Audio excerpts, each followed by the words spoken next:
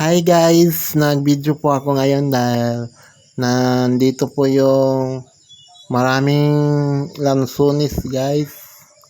At ito po yung dala ng mga kaibigan ko galing sa bundok. At ito po ang mga lansones nila guys. At ano yun, ilagay nila sa karton para ibenta nila guys.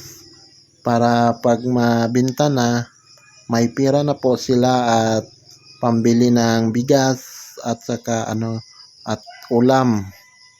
Ito po yan lahat. Ito po lahat ng mga lansones dito sa bundok. Ito po ang kinikitaan nila ngayon dahil maraming bunga ang lansones.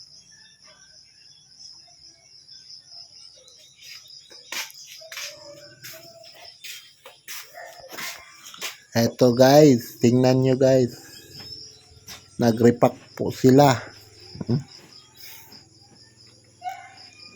Nire-repack nila yon sa karton para maibenta na. Ito po.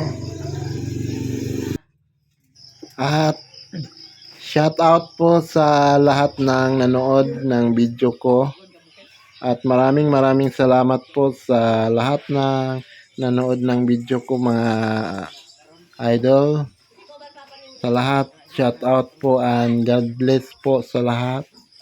At dito na lang po ako guys dahil para mabilis ma-upload. Bye bye.